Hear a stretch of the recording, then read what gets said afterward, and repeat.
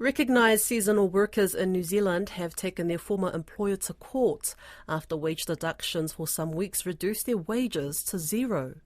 The New Zealand Herald says court documents show money was taken out for insurance, wet weather gear, storage and missing kitchen equipment from their hostel. The case, which is currently before the Employment Court, dates back to 2020 and involves 3 Solomon Islands workers who joined the RSE scheme under Pick Hawke's Bay Incorporated. Acting Council of Trade Union President Rachel McIntosh told Caleb Fotheringham the workers have been subjected to flagrant breaches of their minimum entitlements. We know that the RSE scheme is one where exploitation does happen because people are so vulnerable and often they lack the resources to go to court. They're locked into employment by their visas. They generally don't have unions, often don't speak English, and they're completely open to having their legal entitlements trampled by employers who just count on them not being able to raise any issues. This specific issue seems to be largely around costs from travel, insurance, weather gear coming out of their pay slip. Is this idea of deducting money from these RSE workers for those type of expenses quite common?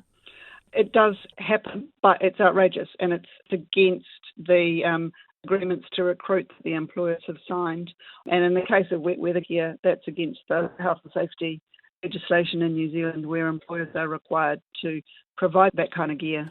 Do the workers get told beforehand that this is going to be part of the costs?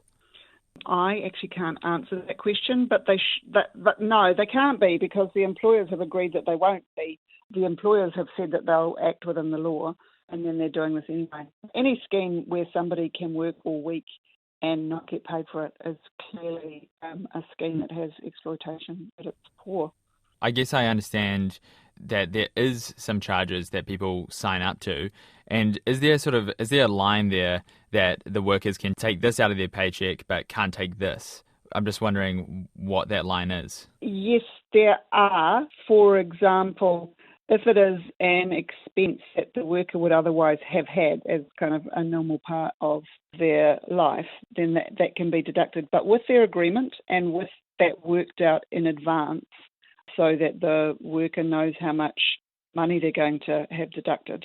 But several of these deductions were unlawful. They weren't allowed under the agreements to recruit, and that's an agreement that the employers signed with Immigration New Zealand.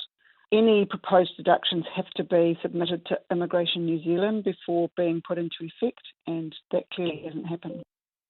Do you think that this case will have wider implications for the RSE scheme? Potentially, it could have wider implications because so many workers are in this same situation who are on the RSE scheme.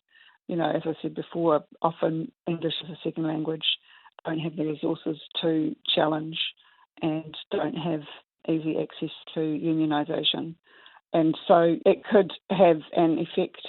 And it's not that an RSE scheme is impossible. It just needs to be managed very carefully to avoid exploitation.